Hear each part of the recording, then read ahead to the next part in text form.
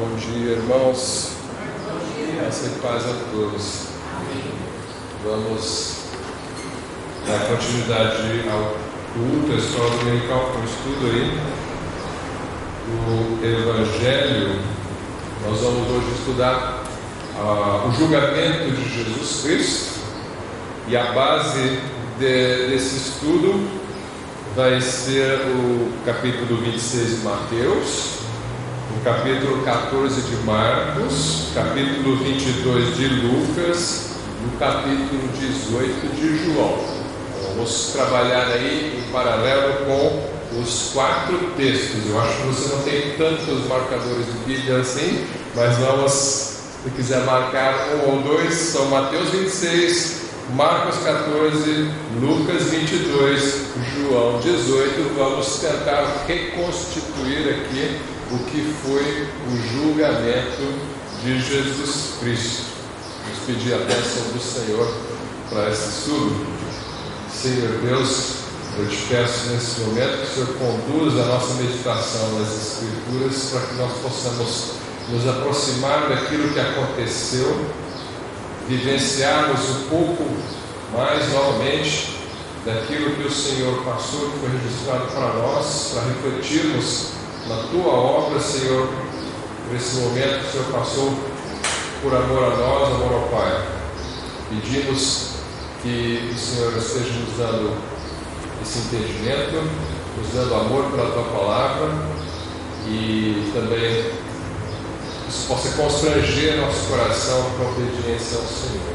Abençoa as outras salas também, em nome de Jesus, amém. Então vamos lá, vamos pensar, antes de pensar no julgamento, vamos fazer uma recapitulação do que foi a última noite de Jesus Cristo desde a ceia. Tá? Não vamos ler os textos, nós vamos só repassar aqui de memória o que aconteceu. Então você está celebrando a Páscoa. O ano é talvez 33 depois de Cristo, não é certeza isso, esse é o ano, sim, consenso da maioria, vamos dizer, é que seria 33 depois de Cristo. Cristo teria sido crucificado com 33 anos de idade, mas alguns acham que é 34, 32, assim, tem um pouco de discussão em cima disso, né? Não é tão certeza, né? A data da última ceia, o dia da semana da última ceia, seria na quinta-feira à noite. Ele que é crucificado na sexta e ressuscita ao domingo. Também não é consenso absoluto isso. Alguns acham que essa refeição é na quarta e ele é crucificado na quinta. Mas o consenso da maioria é que ele é crucificado na sexta, então a última ceia é na quinta. Vou assumir que isso está correto. Eu fiz essas contas já e já fiz um estudo sobre isso. Eu entendi que de fato essa é a melhor posição. Até que alguém possa me convencer provando ao contrário. Também não é algo assim que vai mudar a sua fé. Foi na sexta ou foi na quinta ele foi crucificado. A gente não tem o costume de guardar a sexta-feira santa mesmo, né? Então não faz tanta diferença aí. A gente sabe que ele ressuscitou no domingo, é o dia do Senhor, né? Mas provavelmente, de fato, ele morre na sexta. O que acontece na quinta-feira? Ele toma a ceia com os seus 12 discípulos.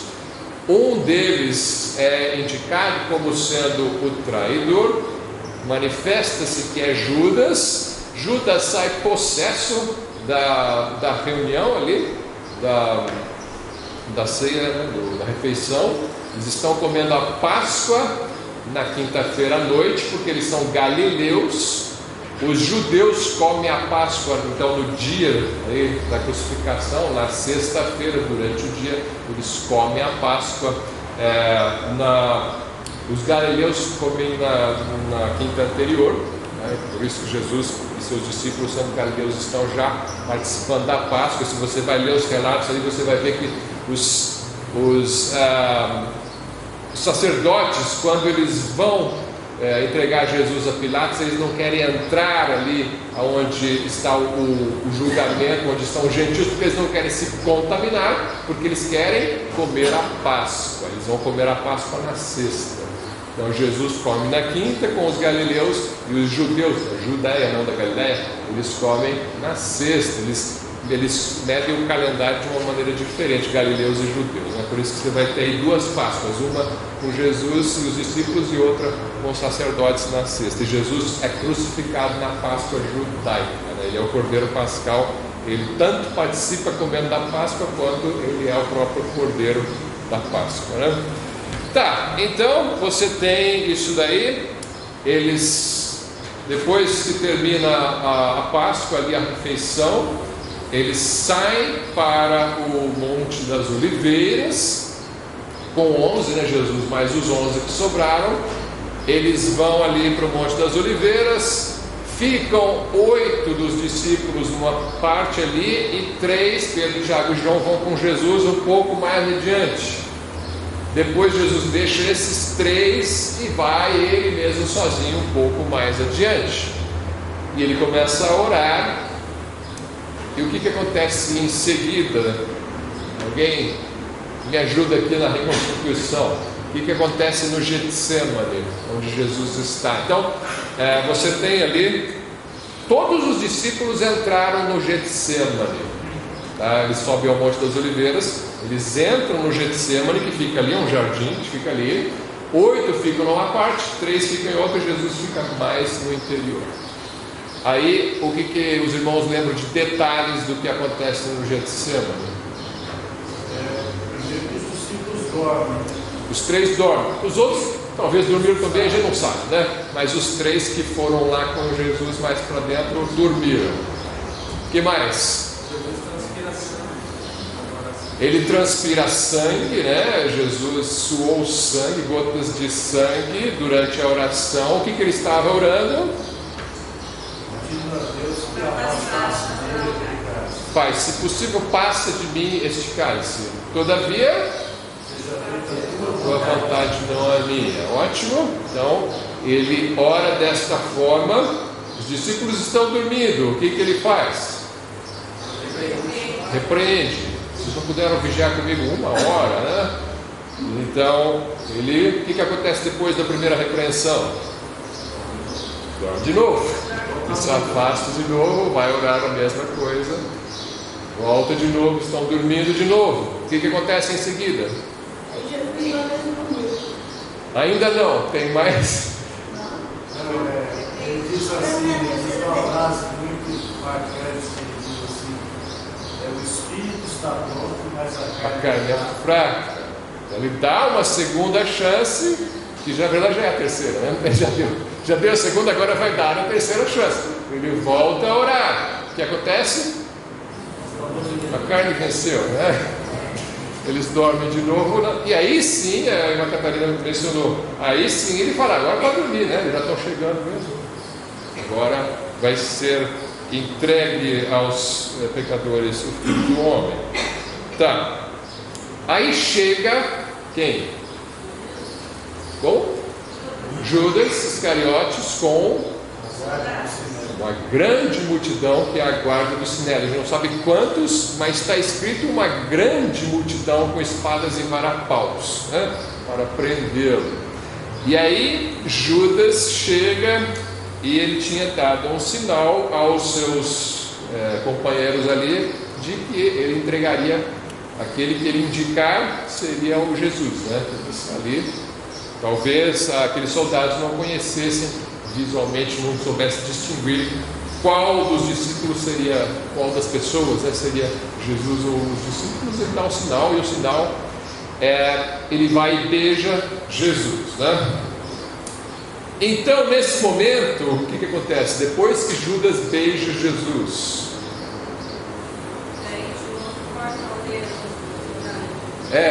tem o diálogo ali de Jesus com Judas, né? Com beijo você me entrega, né? E aí Pedro saca uma espada e ele cirurgicamente mira na orelha do servo do sacerdote e corta só a orelha. É isso que ele fez?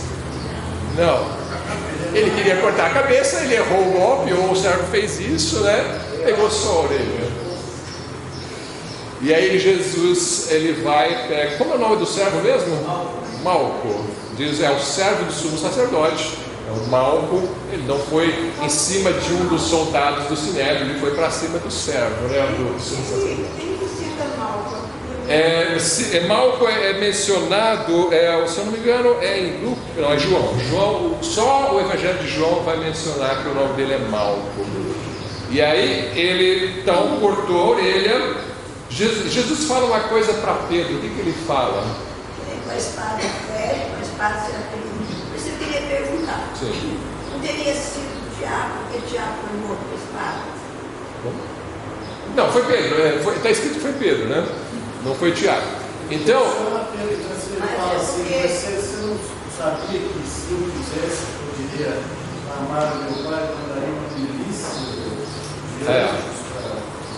Mas nesse momento, ele fala isso, né, para os seus discípulos. A primeira coisa que ele fala é isso, Pedro, quem fere com a espada pela espada será ferido. Ou uma tradução ou uma passagem diz: quem vive pela espada morrerá. Né? O que significa isso? O que significa isso? Estava prevendo a morte. É por isso que eu estou perguntando. Porque Pedro morreu com a espada. Pedro foi crucificado. Então não é uma profecia. Por isso que eu estou perguntando.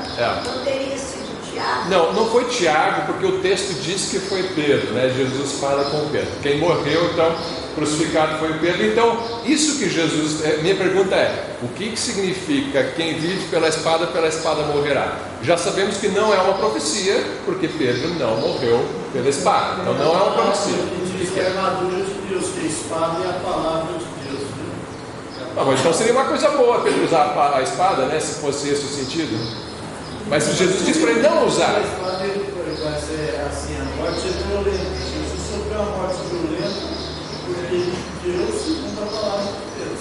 Tá, mas Jesus, você está jogando um sentido espiritual aí, mas que não é o sentido que Jesus passa para Pedro, porque Jesus está repreendendo Pedro para ele não usar a espada. E Jesus usou a espada espiritual, né? Bom, mas nós vemos ali logo em seguida que Jesus desfaz o feito por Pedro. Sim. Não seria tipo um desfazer a condenação também? Desfez a condenação no sentido de que ele livrou Pedro da condenação. Porque Pedro seria condenado, principalmente se ele tivesse matado. Então o que Jesus está querendo dizer é: se você matar, você vai morrer. Isso tanto na lei de Moisés quanto na lei dos romanos. Se você matar Pedro, você vai morrer. Olho por olho, dente por dente, não é isso? Vida por vida, sangue por sangue. Pedro, não seja estúpido. Se você mata ele, eles te matam. Você vai morrer à toa, né? Você não sabe que se eu quisesse, eu oraria ao Pai e ele mandaria mais de 12 legiões de anjos para me livrar? Quer dizer, se um anjo matou 180 mil assírios, é isso? 180 mil assírios, né? Imagine 12 legiões de anjos, né? Milhares e milhares de anjos. Então, Jesus está falando: não use a espada para matar, porque o governo vai te matar se você fizer isso. Então, Jesus livra Pedro de ser ali morto, né? Ele vai lá e cura a orelha que Pedro cortou quando tentou cortar a cabeça do servo Malco, né? Tá. Aí, neste momento, quando eu pulei uma parte, quando Jesus quando Judas entrega Jesus com um beijo, tem um dos evangelhos, acho que é o de João, que menciona que Jesus pergunta para os soldados: quem que vocês vieram buscar? Jesus, sou eu. E aí o que acontece? Quando Jesus fala sou eu, plop, né? Eles caem no chão. Eles se afastam e caem no chão. Não sei por que eles caíram aqui. Presença de Jesus ali, não sei se foi um poder sobrenatural ou se foi só um choque da atitude de Jesus de falar sou eu, mas na autoridade que ele falou, eles caíram para trás. Todo mundo cai no chão, né? E de novo ele pergunta: quem vocês vieram? Jesus, sou eu, né? E ele está totalmente convicto e convencido de ir para a cruz. Foi. Essa situação também não poderia ser o fato de eles conhecerem os feitos dele e de repente descobrir que isso. É esse que eu tenho que prender. E aquele medo da. Pode ser também, né? A autoridade desse, né? Veio uma grande multidão para prendê-lo. Jesus falou, Judas falou, olha, aquele que eu indicar, vocês prendam, né? Prendam rápido, né? Algumas traduções dizem prendam rápido, talvez por medo de ele fazer alguma coisa, né? Mas então, essa era um temor realmente da presença de Jesus, a sua autoridade, né? Então ele se entrega e deixa eles amarrarem suas mãos e o levarem. O que acontece com os discípulos? Todos, Pedro, João, Tiago, os outros todos saem correndo, fogem, não querem ser presos com Jesus. Aqueles que na ceia, no final, eles falaram que com ele eles iriam até a morte, né? E Jesus falou para Pedro, por essa parte, né? Você vai morrer? Você vai me negar 3 vezes hoje, antes que o galo cante 2 vezes? Não, de maneira nenhuma, Senhor. E todo mundo votou que ia seguir com Jesus até a morte. Não foi só Pedro. É que Pedro puxou, como sempre ele vai à frente, né? Mas os outros falaram a mesma coisa. Nós não vamos te abandonar. E todos abandonaram. Inclusive o discípulo amado João, né? Também o abandonou neste momento, com medo junto com os outros. Então eles seguem. Dali acontece algo inusitado. No meio do caminho, Jesus está sendo levado. Pedro e João vão seguindo de longe. Eles fugiram, mas ficaram. Os outros dispersaram totalmente. Mas Pedro e João vão seguindo de longe. Acontece um evento assim meio estranho, narrado no livro de Marcos. O que acontece nesse caminho? Um jovem bem vestido.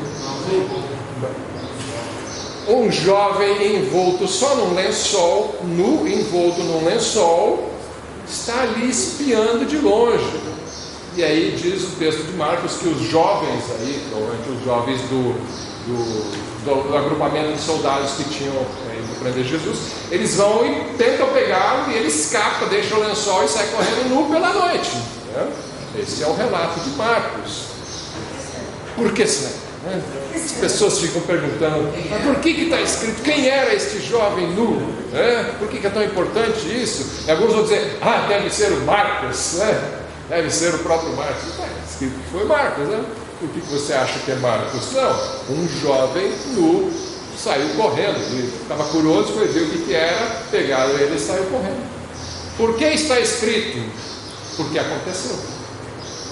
Porque a história não foi inventada. Se você inventasse a história, você ia colocar um fato tão estranho como esse, né? Por que o autor vai inventar uma história e vai colocar um elemento desse que não tem o menor sentido?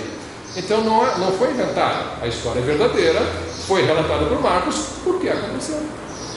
É um fato verídico. Ele quis informar. Havia um homem nu ali, espiando as coisas, né? Espiando a prisão de Jesus. Para onde Jesus foi levado depois que ele é preso? Sinédrio? Mas não. Antes do Sinédrio tem alguma coisa. Anás é a segunda opção. Qual é a terceira opção? Temos Sinédrio, temos Anás e... Quem era o sumo sacerdote? Caifás. Ele foi levado para Anás, para Caifás ou para o Sinédrio? Para os 3, mas qual foi o primeiro? Então vamos ver, é difícil essa resposta aqui. Eu não saberia inicialmente de cabeça também, eu dei uma olhada. Mas vamos ver então o seguinte: alguém abre Mateus 26, 57. Outro abre Marcos 14, 53 e 60. Outro abre em Lucas 22, 54 e depois 66. E outro em João 18, 13. Vou repetir. Mateus 26, 57. Marcos 14, 53 depois 60. Lucas 22, 54 depois 66. João 18, 13. Quem achou Mateus 26, 57, pode ler para a gente? Aqueles que prenderam a Jesus levaram-no à presença do sumo sacerdote Caifás, onde os escribas e os anciões estavam reunidos. Tá, então você tem em Mateus ele indo para o sumo sacerdote. Falou a casa do sumo sacerdote? A casa, né? Ou não? Ou foi para o sumo sacerdote? A presença, não fala que a casa poderia ser. Ali na outra tradução diz a casa. Pronto, depende da tradução. Então vai para a casa do sumo sacerdote e você aprende que o sumo sacerdote se chamava Caifás. Ok, mas quem achou Marcos? Levaram Jesus ao sumo sacerdote e ajuntaram-se todos os príncipes dos sacerdotes, os anciãos e os escribas. Quase sempre. Isso.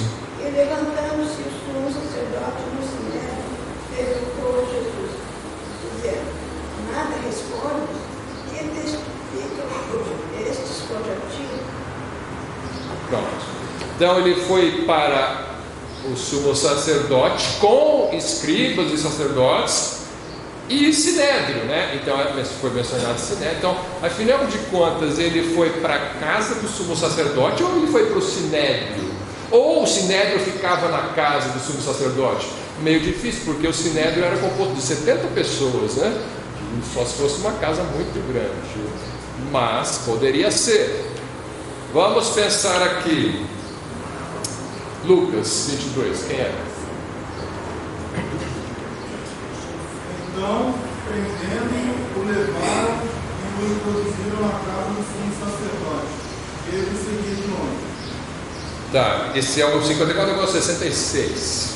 Logo que amanheceu, reuniu-se a assembleia dos anciãos do povo, tanto os príncipes, sacerdotes, como os escribas, e o conduziram ao sinédrio, onde o disseram.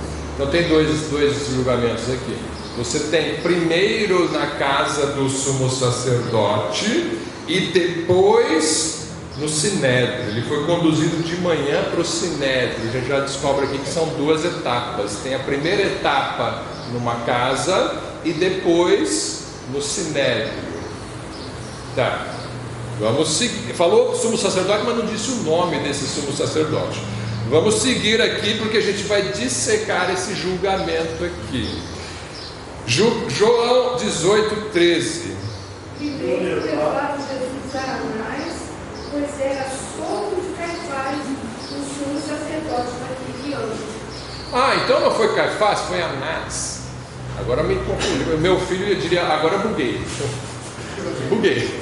Não entendi mais nada, né? Um diz sinédrio, outro diz Caifás, outro diz Anás, um diz sumo sacerdote, mas o sacerdote é o Caifás. Hã? Quantos sumo tem? Um, né? Se é o sumo é o principal. Principal só pode ser um. É um. Sumo sacerdote é um. Em Israel, sumo sacerdote é um e ele vale para a vida toda.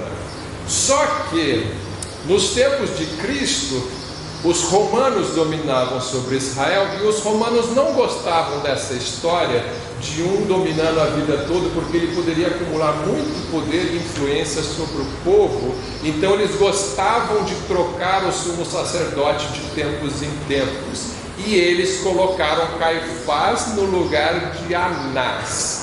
Então Anás era o sumo sacerdote inicialmente, depois virou Caifás por ordem dos romanos, e o Caifás, ele foi sumo sacerdote do ano 18 depois de Cristo até o 36 depois de Cristo. Isso não está na Bíblia, isso aí já é na história, né? Então, incluindo então com certeza o período aqui do julgamento. Então Caifás é o sumo sacerdote oficial perante os romanos, mas daí vale a pergunta que a irmã Catarina fez: mas quantos sumos sacerdotes tem? Oficialmente um, mas aqui você tem dois. Por quê? Porque para o judeu, uma vez sumo sacerdote, sempre sumo sacerdote. Então o Anás também era respeitado como um sumo sacerdote, apesar de que ele não estar exercendo oficialmente o cargo perante a autoridade romana. Então você tem ali dois, né? Mas o oficial é o Caifás, mas do coração, vamos dizer assim, seria o Anás, né? Tá. Jesus foi levado primeiro à casa de Anás. está claro em João. Ele, outros textos vão dizer, a casa do sumo sacerdote. O sumo sacerdote, nesse caso, Anás. Ele é interrogado por Anás e depois ele passa dali para a casa de Caifás, onde se reúne o sinédrio, com 70 pessoas. Ali eles moravam ali próximos um do outro, e provavelmente tinha um pátio grande, né, onde Pedro entra e fica se esquentando ali. Ele participa, ele percebe o que está acontecendo tanto no julgamento com Anás quanto com Caifás, no interrogatório, né? Então Jesus está ali próximo, tudo acontecendo muito perto. Depois disso, o que vai acontecer com eles? Então a gente já viu, ele foi preso de noite, ele teve uma audiência noturna com Anás, ele teve uma audiência matutina com Caifás e o sinédrio, e depois disso ele é levado para onde? Depois do sinédrio ele vai para onde? Antes de Herodes. Antes de ir para Herodes, Pilatos, né? Então Pilatos faz uma primeira audiência, depois ele envia para Herodes. Depois, o que acontece depois da audiência com Herodes? Pilatos era o quê? Pilatos era governador. Governador romano ali. Oi? Volta para Pilatos. Tá? Muitas vezes você não vê isso no filme, né? Eles cortam as passagens, né? O que acontece é tudo isso. Tem audiência com Anás, audiência com Caifás, Caifás e o sinédrio, com Pilatos, depois audiência com Herodes, volta a audiência com Pilatos. Essa audiência final com Pilatos ela é dividida em duas partes. Então, você pode compor o julgamento de Jesus em 6 partes. Tudo isso aí da sua prisão noturna até a sua crucificação às 9 horas da manhã. Vamos pensar aqui como foi a audiência com Anás. Vamos investigar se foi bem procedido aqui o julgamento conforme as leis da época. Audiência com Anás, nós vamos seguir inicialmente com João capítulo 18 e vamos ver as etapas que o julgamento precisa ter. João 18, eu vou ler do versículo 15 até o 23 e nós vamos pensar aqui nos elementos. Jesus já está preso, já está amarrado, e Simão Pedro e outro discípulo seguiam a Jesus. E este discípulo era conhecido do sumo sacerdote e entrou com Jesus na sala do sumo sacerdote. Este discípulo não nomeado provavelmente é João, o discípulo do amor, né? Era amigo, colega de Caifás. Então, ele teve acesso à audiência. Esse é o versículo 15, né? Versículo 16. O discípulo a quem Jesus amava, o outro discípulo, ele não se menciona pelo nome ao longo do Evangelho, né? E Simão Pedro e outro discípulo seguiam Jesus. Você já leu, né? Versículo 16. E Pedro estava da parte de fora, à porta. Saiu então o outro discípulo, que era conhecido do sumo sacerdote, e falou à porteira, levando Pedro para dentro. Não tinha autorização para entrar ali, mas aí João conseguiu um passe para ele ali, né? Deu ali um crachá provisório para ele entrar, entrou no fórum ali, e ele entra na audiência. Então a porteira disse a Pedro: não és tu também dos discípulos deste homem? Disse ele: não sou. Ora, estavam ali os servos e os servidores que tinham feito brasas e se aquentavam, porque fazia frio. E com eles estava Pedro, aquentando-se também. E o sumo sacerdote interrogou Jesus acerca dos seus discípulos e da sua doutrina. E versículo 20: Jesus lhe respondeu: eu falei abertamente ao mundo. Eu sempre ensinei na sinagoga e no templo, onde os judeus sempre se ajuntam, e nada disse em oculto. Para que me perguntas a mim? Pergunta aos que ouviram o que é que lhes ensinei. Eis que eles sabem o que eu lhes tenho dito. E tendo dito isto, um dos servidores que ali estavam deu uma bofetada em Jesus, dizendo: assim respondes ao sumo sacerdote? Respondeu-lhe Jesus: se falei mal, dá testemunho do mal. E se bem, por que me feres? Vamos tentar entender essa aparente má educação de Jesus aqui, né? Ele está perante uma autoridade, um juiz, né? Não é que ele vai, ele fala assim, ofensivamente ou insolentemente com o juiz, né? E aí parece que a bofetada foi bem dada, né? Ele está afrontando aqui uma autoridade do povo, o sumo sacerdote. O que aconteceu? Pensa bem, veja o que Jesus fala. O sumo sacerdote perguntou o quê? Ele interrogou Jesus acerca dos seus discípulos e da sua doutrina. Qual que é a acusação? Está num tribunal, tem uma acusação, né? Como é que funciona o tribunal, né? Nunca estive, mas já assisti uns filmes, né? Você tem uma acusação, né? Você é preso por uma acusação. Você tem provas e você tem testemunhas. Você tem um júri, você tem um juiz. Você tem um advogado de defesa e você tem um promotor que vai acusar. Aqui, o que aconteceu? Ele foi preso, chega perante o juiz e o juiz pergunta para ele o que ele fez. É como que você prende alguém na rua, leva para o julgamento e o juiz fala: o que você roubou? O que você fez? Que crime você cometeu? Peraí, você que tem que... Não, a acusação não é nem você, não é o juiz que levanta a acusação. Quem é que me acusou?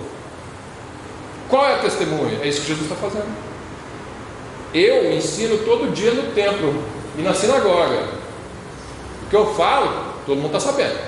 Se eu falei alguma coisa errada, traz a testemunha diz o que eu falei de errado, e aí vocês julgam. Por que você está perguntando para mim o que eu fiz de errado? Está errado isso aqui. Esse julgamento não está correto. Primeiro que o Anás não era oficialmente a autoridade para julgar. Ele não era o sumo sacerdote. Ele não era mais. Segundo, julgamento não pode ser de noite às escondidas. Tem que ser publicado, tem que ser colocado durante o dia, tem que ser no sinédrio, perante o sinédrio, perante testemunhas, perante tudo. Ele tem direito à defesa mesmo na lei da época. Não aconteceu nada disso. Então chega o juiz e pergunta: o que você fez de errado? Não tem nada que responder. Ele tem direito de ficar calado, não é isso? Então, eu estou ensinando todo dia, traz as testemunhas. Aí vai ali o outro dar uma bofetada nele. Assim que você responde o sumo sacerdote? Uma vez eu li um debate na Globo que se o julgamento de Jesus fosse agora, estava apontando o advogado de defesa. Pois é, claro, cadê o advogado de defesa, né? Não tem nada aqui, na verdade, né? Você tem um interrogatório completamente ilegal. E aí vem um dos servidores e dá uma bofetada em Jesus. E Jesus fala para ele: se eu falei alguma coisa errada, me diz o que eu falei de errado. Se eu não falei nada errado, então por que você me bateu? Ele tem direito de falar isso. Está tudo errado ali. Eles estão procedendo tudo contra a lei. E aí ele protesta. Ele faz a sua própria defesa. Ele protesta. Eu falei alguma coisa errada? O que eu falei de errado? Então, e aí ninguém responde, né? E aí Anás mandou amarrado ao sumo sacerdote Caifás. Ok? Então, você tem aí a primeira etapa desse julgamento. O Caifás morava então próximo ali no mesmo pátio onde Pedro estava. Você tem aqui a primeira negação de Pedro durante essa primeira fase do julgamento, né? Logo em seguida, primeiro teve medo da menina, né?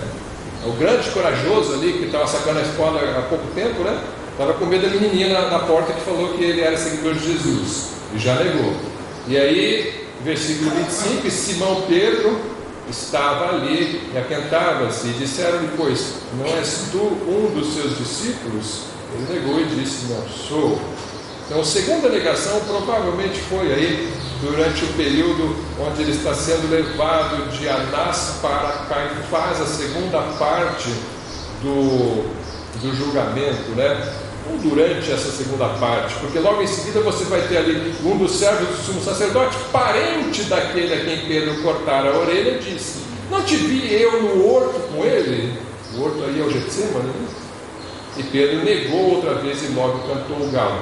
Quantas vezes cantou o galo antes que Pedro, ou durante o processo aí da negação de Pedro? O galo cantou, Pedro já tinha negado 3 vezes. Então, aqui diz que o galo canta depois da terceira negação, né? Não fala do primeiro canto do galo, né? Tem um outro canto do galo que é mencionado em outro evangelho. Ele canta logo após a primeira negação. Aqui João não narrou isso, né? Quando Pedro faz a primeira negação, canta o galo a primeira vez. Depois ele nega e nega a terceira. Na terceira, aí o galo canta a segunda vez, né? Alguns irmãos devem estar lembrados disso. Quando o galo canta a segunda vez, você tem uma passagem lá no Marcos 14, que o João não relatou, mas é interessante. O Marcos 14, olha só. Olha o versículo, vamos ver.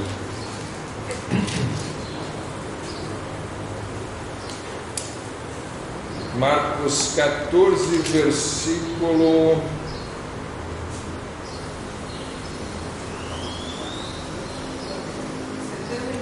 72. Cantou a segunda vez, né? Isso mesmo. Cantou a segunda. Aqui em Marcos você tem as duas cantadas, né? A primeira foi depois da primeira negação, e a segunda diz assim, né? Versículo 71, e ele começou a praguejar e a jurar: não conheço esse homem de quem falais, e o galo cantou segunda vez. Pedro lembrou-se da palavra que Jesus lhe tinha dito: antes que o galo cante 2 vezes, 3 vezes me negarás. E pensando nisso, chorou. Você tem os outros evangelhos, Jesus falando: antes que o galo cante, você me negará 3 vezes. Em Marcos é relatado que Jesus falou: antes que o galo cante 2 vezes, 3 vezes me negarás. Os textos não estão errados, só que o texto de Marcos é mais completo neste ponto. Jesus disse que o galo ia cantar, só que Marcos relata o detalhe de que ele cantaria 2 vezes.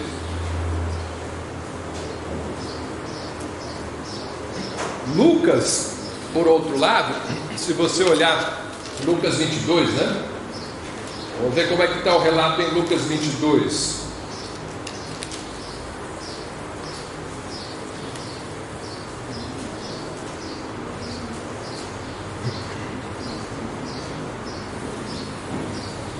Vamos ver dos 59 em diante.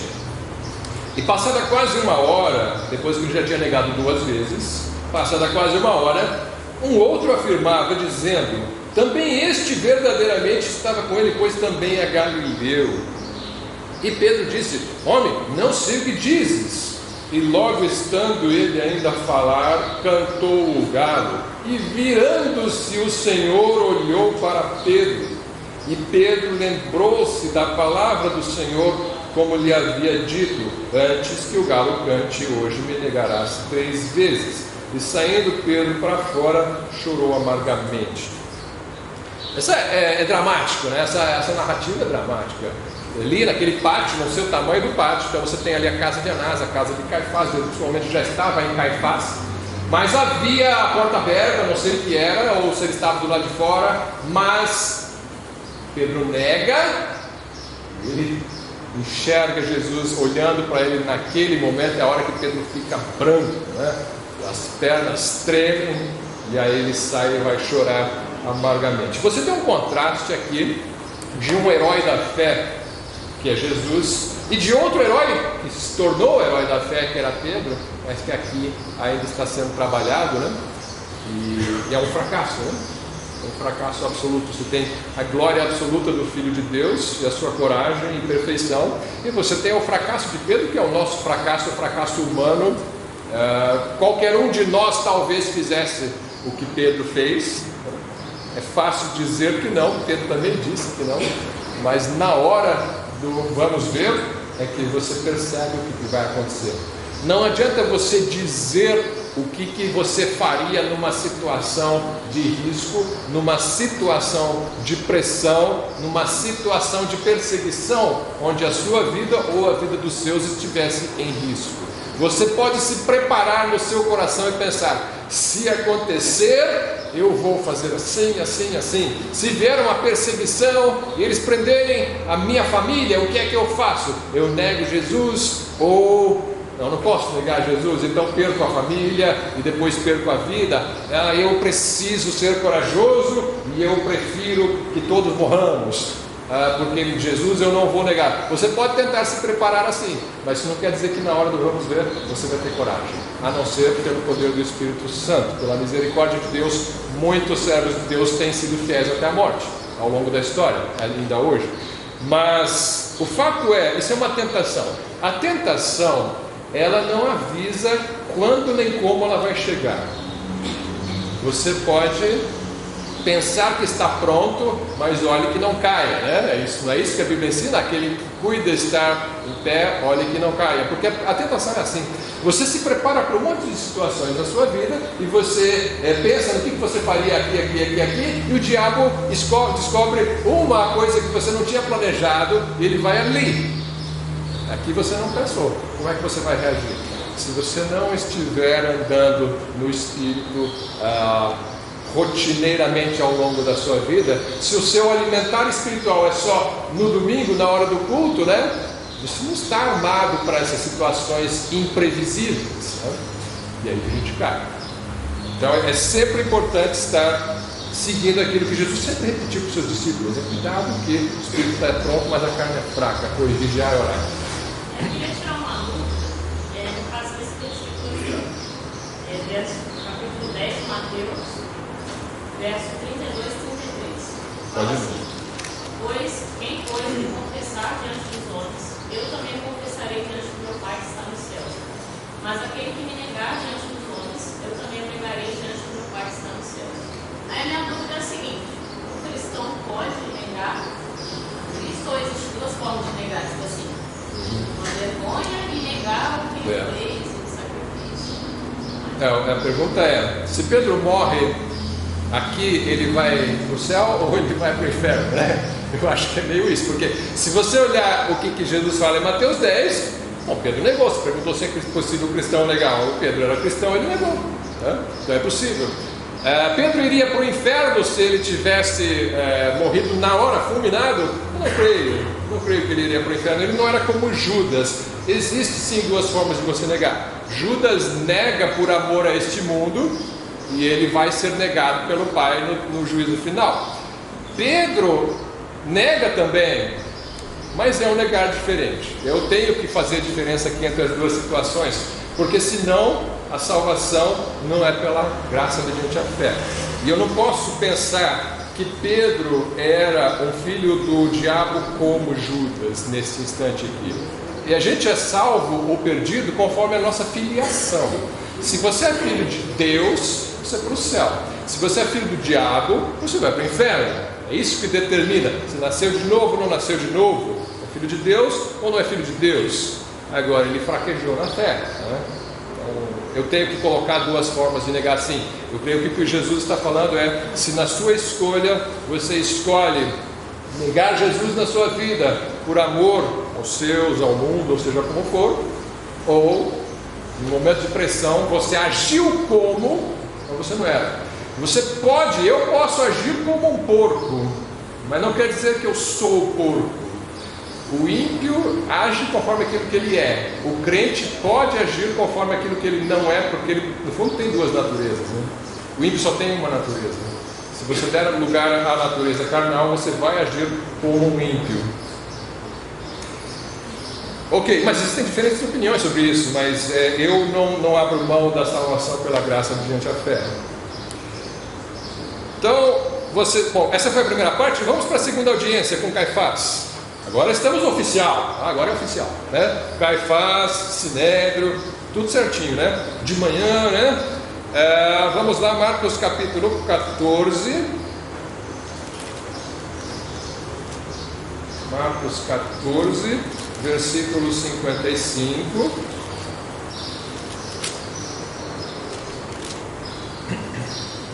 Até o 64. Marcos 14, 55. E os principais sacerdotes e todo o concílio, eu fico trocando de um evangelho para o outro, porque certa parte um evangelho dá mais detalhe e a outra o outro evangelho dá mais detalhe. Aqui eu vou seguir pelo Marcos. 55. E os principais sacerdotes e todo o concílio buscavam algum testemunho contra Jesus para o matar e não o achavam. Já começa tudo errado, né? Você começa com a sentença. Como é que você começa um julgamento com a sentença? A pena é morte, pena de morte, já está definido. Agora eu tenho que encontrar um crime. É isso que está acontecendo. Nem parece o Brasil, né? Então, você já tem a sentença. Esse vai morrer. Mas eu tenho que encontrar um crime. Então eles estavam. Deve ser. Então, eles estão procurando. Agora, Jesus falou que não tinha testemunha. Junta umas testemunhas rápidas aí. Eles saíram correndo atrás de testemunha, porque já viram que Jesus não era bobo, né? Jesus sabe se defender no tribunal. Então vamos correr atrás de testemunha. Aí eles juntaram algumas testemunhas de última hora ali para ver se dava jeito. Bom, e para matar, mas não o achavam. Por quê? Versículo 56. Porque muitos testificavam falsamente contra ele, mas os testemunhos não eram coerentes. Lógico, a armação aqui, a conspiração não foi lá muito bem planejada, né?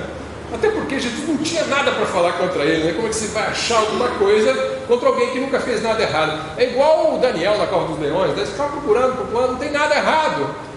Vamos jogar ele contra a lei do Deus dele, contra a lei do nosso rei, né? E aí a gente consegue, porque ele não tinha feito nada errado. O problema é que aqui, no caso, o Deus dos fariseus é o mesmo Deus de Jesus, né? Assim, pelo menos oficialmente, né? Na prática não. Mas então nem isso eles conseguiam. Vamos achar na lei alguma coisa contra ele, porque não tinha, Jesus não quebrava a lei. E aí os testemunhos eram contraditórios.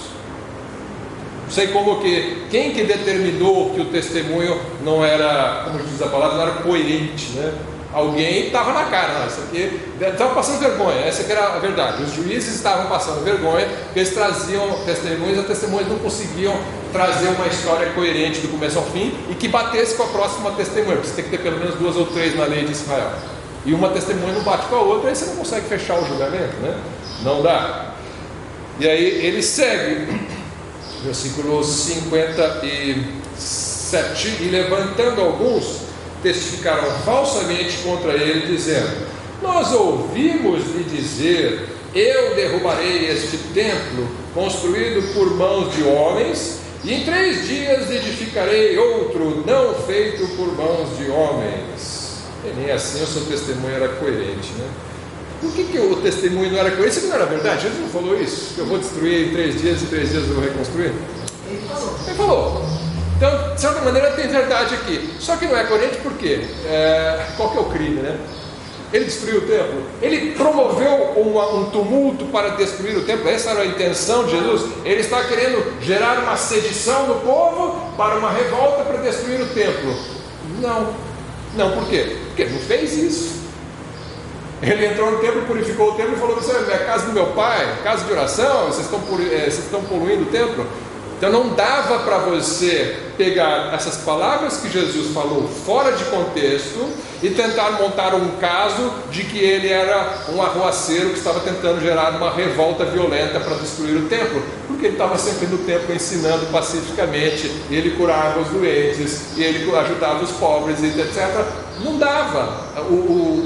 A acusação não se sustentava, os fatos não comprovavam a acusação. Estava na cara que eles estavam usando uma frase de Jesus fora do contexto. Não funcionou essa parte. E aí no versículo 60, e levantando-se o sumo sacerdote no sinédrio, perguntou a Jesus, dizendo: nada respondes? Que testificam estes contra ti? Mas ele calou-se. Responder para quê? Eles já estão tropeçando nas próprias pernas, não precisam responder nada, né? Quando a acusação é mal feita e cheia de contradição, você não precisa falar nada. O cara não respondeu. E nada respondeu. O sumo sacerdote lhe tornou a perguntar e disse-lhe: és tu o Cristo, o Filho do Deus bendito? Agora nós temos aqui uma pergunta que não tem nada a ver. Por acaso é crime ser filho de Deus? Aí você vê que eles estão procurando uma acusação e eles não acham. Então, quem que levanta uma acusação? O sumo sacerdote. O juiz não é para levantar acusação. O juiz é para julgar. Ele tem que ter uma isenção, né? Ele não pode ter aí suspeição isso aqui, né? Como que o juiz vai levantar a acusação e ele mesmo vai julgar? É errado. Estou falando besteira, Natália? Não, né? Não faz sentido esse julgamento. O juiz de repente levanta a acusação no meio do tribunal assim, né? És tu o Cristo, Filho do Deus bendito? Nesse ponto Jesus cansa da brincadeira, da palhaçada. Ele confessa. Não precisava, podia ficar calado. Se ele ficasse calado, ele não morria. Mas ele tem que morrer, né? Então Jesus disse-lhe: eu o sou, e vereis o Filho do Homem assentado à direita do poder de Deus e vindo sobre as nuvens do céu.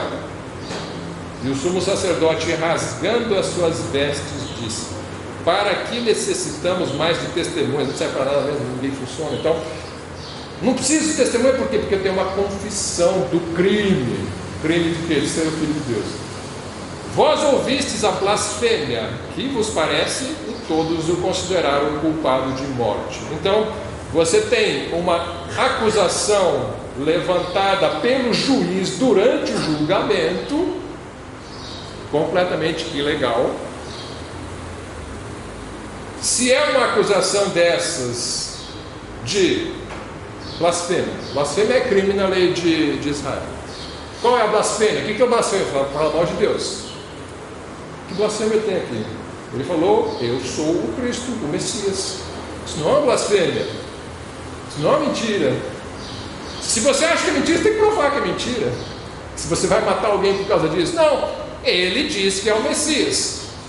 Ele prova que é o Messias pelos sinais que ele faz. Você não é obrigado a acreditar. Mas se você vai matá-lo por causa disso, você tem que provar que ele não é o Messias. É você que tem que provar que ele não é o Messias. Ele não tem que provar nada. Você vai matá-lo, a acusação é tua. Então você tem aqui tudo errado no procedimento deste julgamento. Você tem o juiz levantando a acusação de blasfêmia.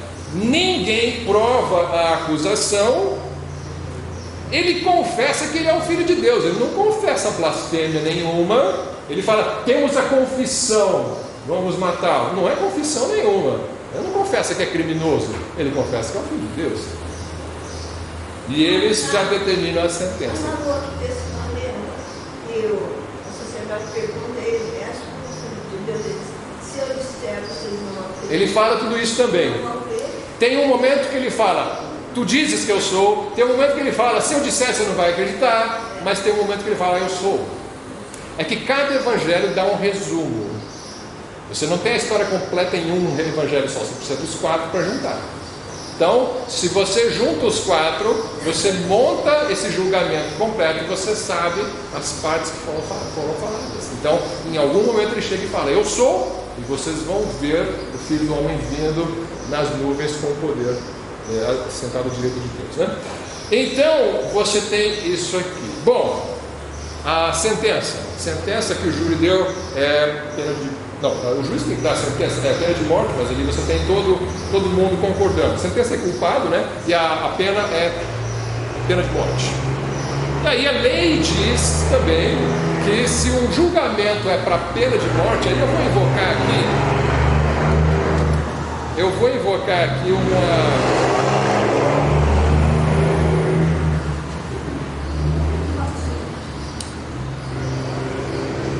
um resultado. Eu acho que vou invocar esse resultado, essa análise jurídica depois da audiência com Pilatos. Vamos só reconhecer aqui então esses fatos, né? Sentença, pena de morte e a ilegalidade desse julgamento, né? Você teria que ter isso ser conduzido conforme a lei. Isso não está sendo conduzido nem conforme a lei de Israel nem de Roma. Oi?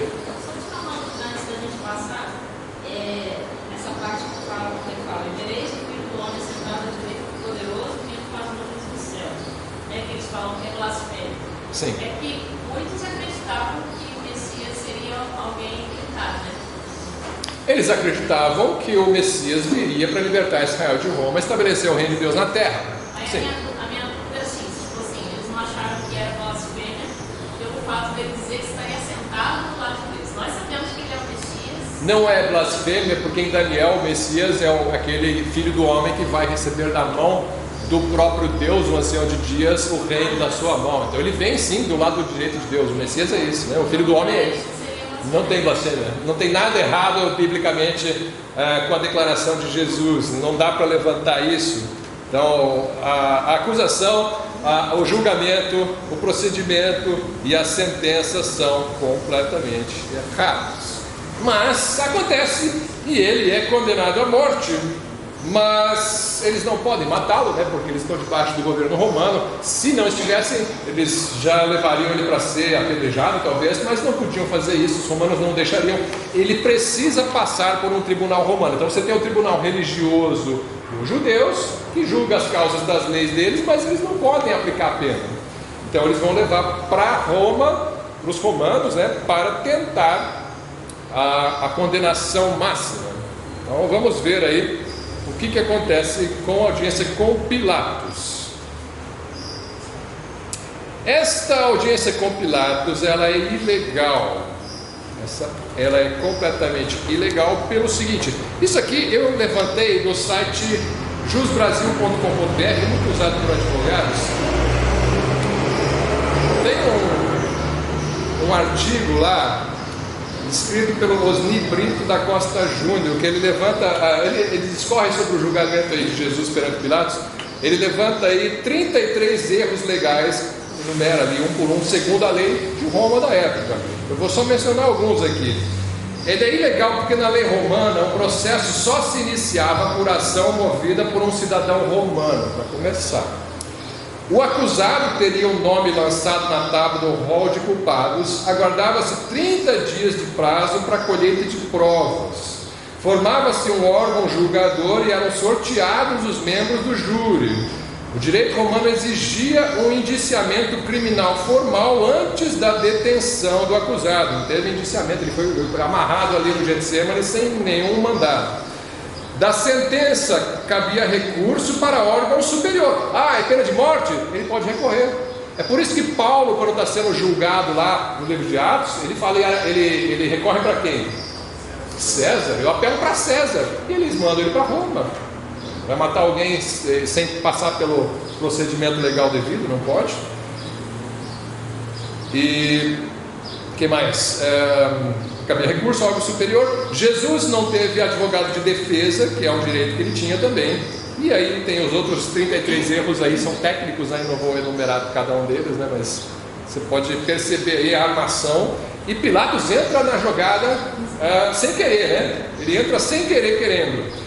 E aí vamos ver essa parte iniciar com Lucas 23, 1 e 2, depois a gente muda para João. Vamos só passar rapidamente aqui o Lucas 23, 1 e 2.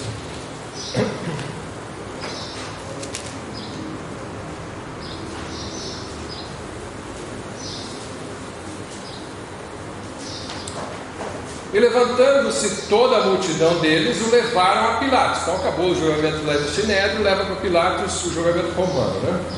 E começaram a acusá-lo, dizendo: havemos achado este pervertendo a nação, proibindo dar o tributo a César. Mentira, ele falou o contrário, né? Dai a César o que é de César.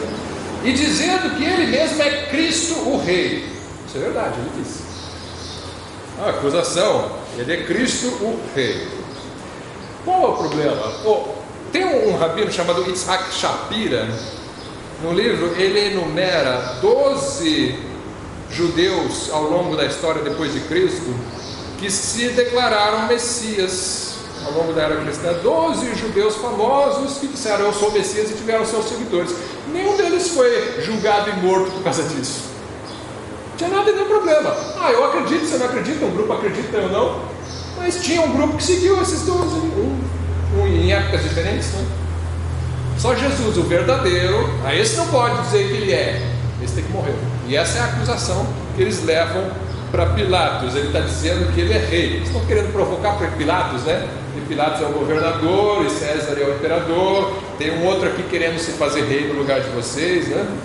Então eles estão tentando provocar. Vamos ver os detalhes aí desse julgamento em João capítulo 18, essa fase aí do julgamento de Jesus, né? Eu não vou completar hoje todo o julgamento, a gente vai deixar aí Herodes e a volta para Pilatos para outra ocasião, né? Mas hoje vamos só finalizar aqui com essa primeira audiência com Pilatos.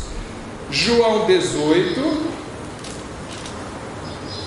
versículo 33.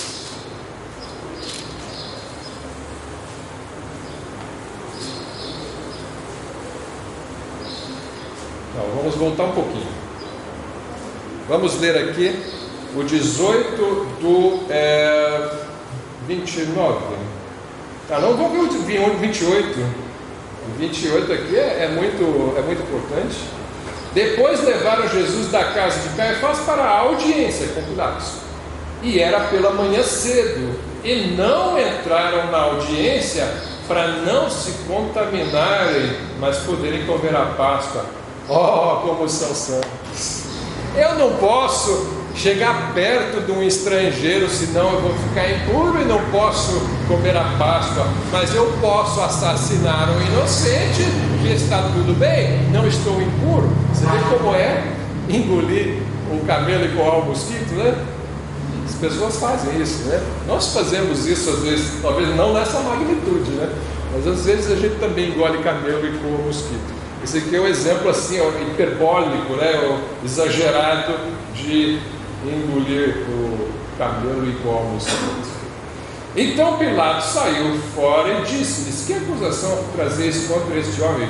Responderam e disseram-lhe: se este não fosse malfeitor, não te entregarias. Por que essa conversa aqui? Porque o Pilatos não estava sabendo de nada, né? Cedo de manhã, tiraram ele da cama para ir para um julgamento aqui. Não quero passar por isso no meio da festa. Hoje é dia de festa. Vocês irem trazer alguém para julgar 6 horas da manhã, sei lá que hora que é isso aqui. E aí você vai pensar: se não fosse malfeitor, não teríamos entregado. Disse depois Pilatos: levai vós e julgai segundo a vossa lei. Ele não quer, ele está cansado. Disseram-lhe então os judeus: a nós não nos é lícito matar pessoa alguma, para que se cumprisse a palavra que Jesus tinha dito, significante que morte havia de morrer. Tornou, pois, de que morte havia de morrer, por quê? Porque ele vai ser pendurado, né? Os judeus também não podiam pendurar alguém numa cruz. Tornou, pois, a entrar Pilatos na audiência e chamou a Jesus e disse-lhe: tu és o rei dos judeus? Por que ele pergunta isso aqui? Olhando João, você não entende. Por que está perguntando se ele é filho, se ele é rei dos judeus? Porque lá em Marcos a gente viu que eles falaram isso, né? Ele se diz rei dos judeus, né? Pilatos não está muito preocupado com essa acusação, não. Alguém se fazendo rei. Provavelmente já tinha passado por isso em outras ocasiões. Alguns messias aí que vieram dizendo que eram rei, não está muito preocupado, né? E aí ele vai respondendo Jesus: tu dizes isso de ti mesmo, ou disseram-te outros de mim? Estou perguntando se eu sou o rei dos judeus. Você está curioso? Você está achando que eu sou? Ou é uma acusação de outro? Ele também não está querendo ser acusado pelo juiz mais uma vez, né? Peraí. Você vai me acusar ou é outro que me acusou? Não. Aí Pilatos, ele está tudo confuso nessa altura. Pilatos respondeu: porventura ser um judeu? A tua nação e os principais sacerdotes entregaram-te a mim. O que fizeste? De novo, está tudo errado. Mas Jesus vai levar um papo com ele. Respondeu Jesus: o meu reino não é deste mundo. Aqui o tom é outro. É uma conversa, né? Isso daqui não está formal. É uma conversa que ele está tendo. Jesus está tendo até boa vontade, vai até evangelizar o Pilatos. O meu reino não é deste mundo. Se o meu reino não fosse deste mundo, pelejariam os meus servos para que eu não fosse entregue aos judeus. Mas agora o meu reino não é daqui. A gente vai voltar nesse versículo daqui a pouco. Mas primeiramente ele fala isso: meu reino, eu sou rei. Eu sou rei, mas o meu reino não é daqui. Disse depois Pilatos: logo tu és rei? Jesus respondeu: tu dizes que eu sou rei. Eu para isso nasci para isso vim ao mundo, a fim de dar testemunho da verdade. Todo aquele que é da verdade ouve a minha voz. Percebe a oportunidade que Pilatos tem aqui? As minhas ovelhas ouvem a minha voz e me seguem, né? Ele diz para os fariseus: vós não credes em mim porque não sois das minhas ovelhas, porque se fostes, vocês creriam, vós creríeis. Então, ele está falando com Pilatos da mesma forma. Tem uma oportunidade aqui. Se você ouvir a minha voz, é isso que ele diz. Porque todo aquele que é da verdade ouve a minha voz. Disse-lhe Pilatos: que é a verdade? É uma pergunta estúpida, mais profunda, e que as pessoas não têm a resposta. Deveriam ter, mas não tem. O que é a verdade? Deveria ser óbvio, né? O que é a verdade? Como assim você não sabe o que é a verdade? Já naquela época o pessoal tinha essa relativização da verdade, né? Que cada um tem a sua verdade. Eu faço o que eu acho certo, o judeu fala o que acha certo, o romano faz o que acha certo. Como é que você sabe o que é certo? E você acha que a sua religião é a única certa? Sempre as pessoas fazem essas perguntas. Eu não tenho religião nenhuma, por que você acha que está errado? Eu faço o que eu quiser, não estou fazendo mal para ninguém. Aí se você estivesse fazendo mal para alguém, quem disse que isso está errado? Quem disse que você matar alguém é errado? Mas se tudo é aquilo que você acha, cada um acha uma coisa, né? Então, mas parece que naquela época já era meio confusa a coisa, né? Não é só hoje não. Não é só na nova ordem mundial que o pessoal não sabe o que é certo, o que é errado, o que é verdade, o que não é. A única coisa que é um consenso para o mundo é que o cristianismo bíblico é errado. Qualquer outra coisa é certa, né? Esse é o consenso do mundo. Que o cristianismo bíblico é errado. Qualquer outro Cristo, menos o bíblico, é aceitável. O Cristo bíblico, ele é crucificado. Qualquer Messias que apareceu em Israel ao longo de 2000 anos, deixaram de trabalhar, ele foi aceito por um grupo, depois morreu de causas naturais. Mas o verdadeiro não, esse tem que morrer. Então essa única verdade absoluta para o mundo é essa, que o Jesus bíblico tem que morrer. Então, e é isso que acontece, né? Isso que acontece nessa história, que é a verdade. E dizendo isto, tornou a ir ter com os judeus. Para nós a resposta é óbvia, né? Eu sou o caminho, a verdade e a vida. Então, a verdade é Jesus. Ele não para ouvir a resposta de Jesus. Ele sai, tornou a ir ter com os judeus e disse-lhes: não acho nele crime algum. Mesmo assim, não vou matar. Não é legal aqui, né? Não tem problema não, a gente precisa bater um papo legal, né? Mas não vou matar não, está convencido, não vou matar esse homem. Ele não fez nada errado, não é um crime. Pode ter aí suas ideias meio estranhas, mas ele não fez nenhum crime. Mas vós tendes, aí ele tem uma citação, né? Vós tendes por costume que eu vos solte alguém pela Páscoa. Quereis, pois, que vos solte o rei dos judeus? Ele usa o título rei dos judeus. Não sei por que ele usa o título rei dos judeus, né? Eu não sei se ele faz isso para provocar os fariseus, por zombaria com Jesus, ou porque está na dúvida. Será que é mesmo? Depois dessa conversa, melhor usar o título, né? Eu até crucifico com... Pode ser. Outra situação, é. Ele não sabe. O fato é, então todos tornaram a clamar dizendo: este não, mas Barrabás. E Barrabás era um salteador. A gente descobre que ele tinha matado alguém em um tumulto, né? E esse é o pedido do povo. Só para finalizar, então a gente vai continuar essa história depois. Vamos voltar aqui na resposta do versículo 36. Respondeu Jesus: o meu reino não é deste mundo. Se o meu reino fosse deste mundo, pelejariam os meus servos para que eu não fosse entregue aos judeus. Mas agora o meu reino não é daqui. Presta atenção. O meu reino não é deste mundo, não quer dizer que o meu reino não é neste mundo. Jesus é o rei. Ele é o rei dos reis, Ele reina sobre nós, Ele vai reinar sobre todo mundo. O reino dele é em todo lugar, inclusive neste mundo, mas certamente não é deste mundo. Prova disso é que ele se deixa matar. Se fosse, porque a acusação era assim: ele quer ser rei, ele vai levantar uma revolta contra César, e isso vai causar problema para você, Pilatos.